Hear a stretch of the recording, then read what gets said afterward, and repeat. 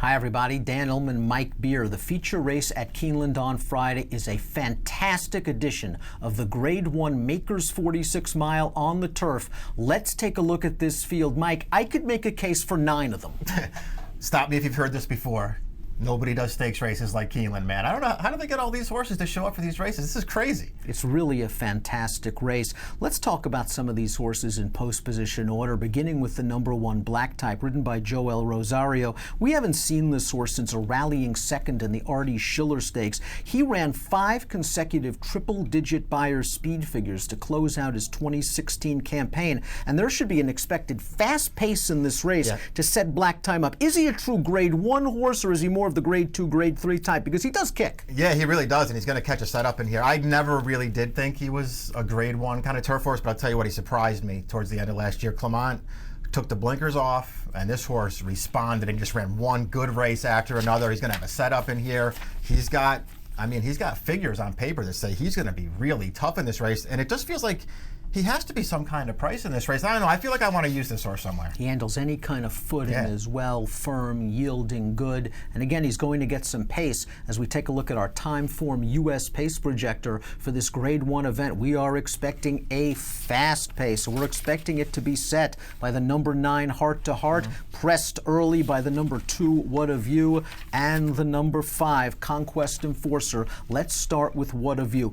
3 tough losses in a row for this Ken Black trainee, beaten ahead in the Kilroe where it looked like he had it all the way down to the wire. Bala Bali got him. This horse runs well with a little give in the ground, and I wonder if these softer turf courses in Kentucky are going to benefit What a View even a little bit better than these harder courses out in Southern California. That's a very valid point. If he catches a little give in the ground, I think it helps him.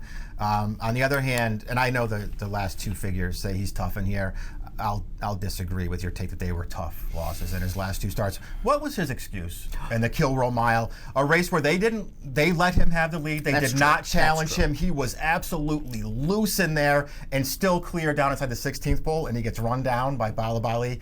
No, thank you. We hadn't seen Bala Bali in a long time. He did have it all his own way on the lead in his last 2 races. He was caught in both of them. And as we saw with that pace projector, it's likely to be faster. He can sit a little bit, but at the 5-to-1 morning line, I think What a View might be up against it from a pace standpoint. The number 3 is American Patriot. And you recall when American Patriot first started out for Todd, we thought this horse was going to be a 1.25 mile type. And Todd thought so as well. He ran him in the Secretariat. He ran some really nice races going long.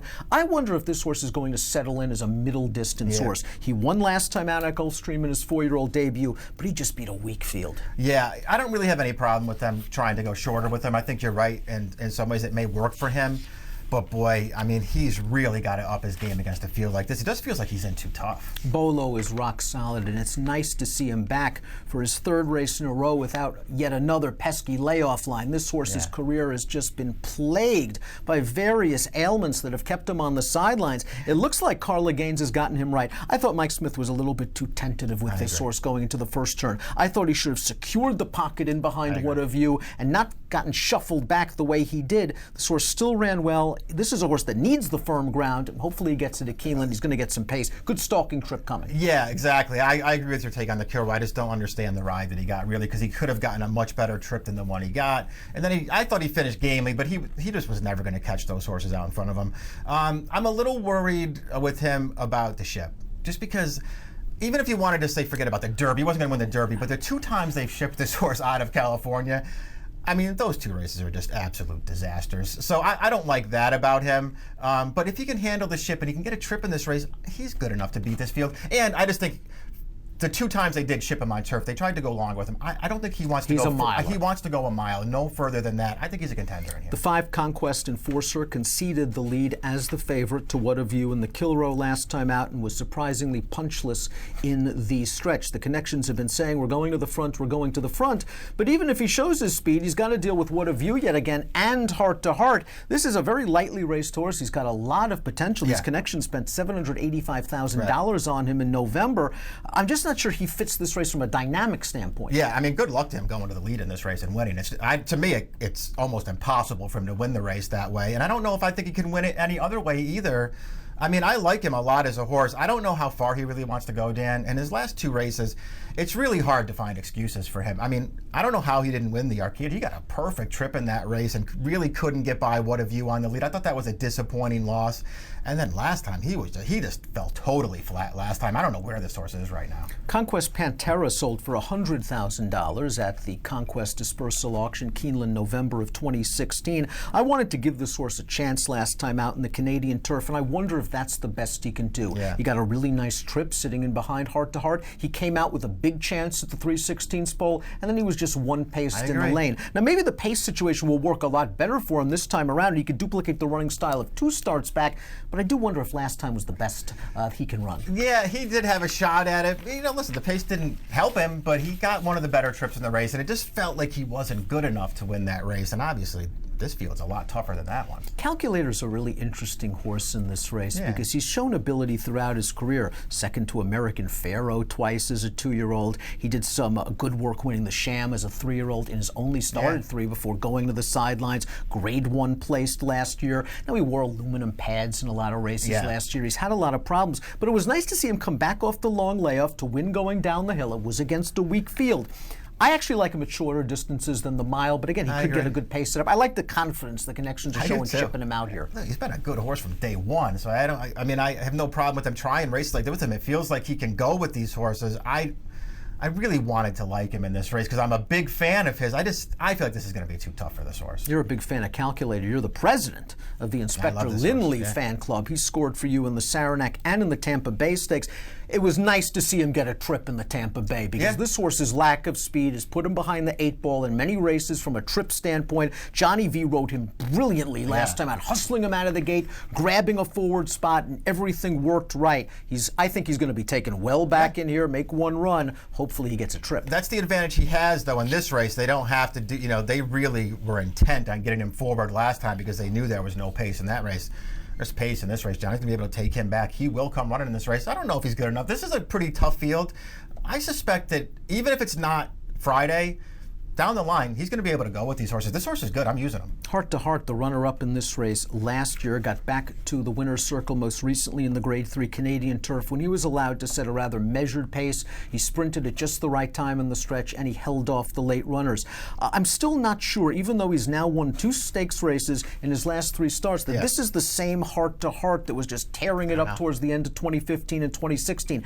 Add in the presence of other pace horses, and I'd like to try to beat him at a short price. Yeah, me too. I mean, the other pace is what really does it for me. I will never knock this horse. He's a really good horse. He does feel like he needs the lead to win, and I don't know that even if he makes the lead in this race, he's going to have to work awful hard to get there. I think it's going to be pretty tough for him to beat this field. Hall of Fame trainer Bill Mott turned around the fortunes of Patterson Cross this winter at Gulfstream with the addition of blinkers, and it appears he's done the same with Bala Rocks, who's now 3 for 3 in blinkers, and is another horse that could benefit from a pace scenario. I just thought he beat much weaker horses last time out. These are too tough. I'd rather have a classier closer like an Inspector Lindley. I agree with that. I have no problem with Mott taking the shot here now because this horse is in really good form. And he started out with potential right from the beginning. He looked like he had potential, and I feel like he's starting to find himself now. He's just another one of those horses. They're taking a shot here, and it's not like this race came up weak. It came up really tough. Western Reserve, an ex-Bill Mott trainee, will fight you all the way down to the wire. I was a little disappointed he couldn't hold off Granny's Kitten and the Colonel Bradley last time out,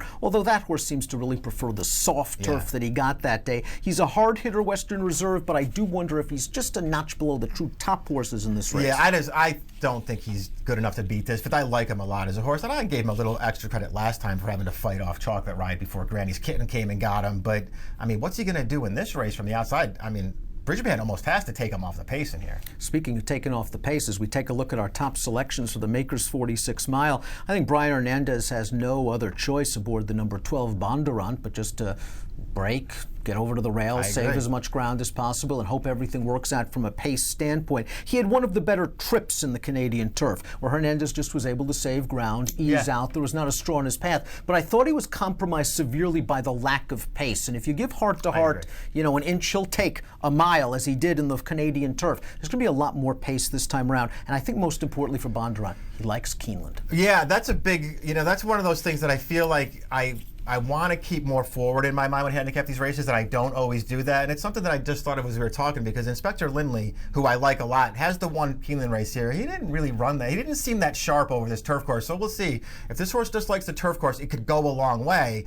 That being said, he's going to have to really improve to beat this field. I don't. You like him a lot more than I do. I don't really like any of his races. It's going to be a big price. He is 10 to 1 on the morning line. I'm going to go 12, 2, 1, and 8, but I'll probably use all four of those horses in any kind of a multiple race wager. Let's tell us more about Bolo. I believe he's 5 to 1 on the morning line, but I think he should drift off that price. He gets the jump on Bondurant and Inspector Lindley and the true closers. Yeah, I just hope he can sit the right trip in this race. I think the mile works for him. Hopefully there's not some kind of big issue with him shipping, because again, his races when they've shipped him have not been good.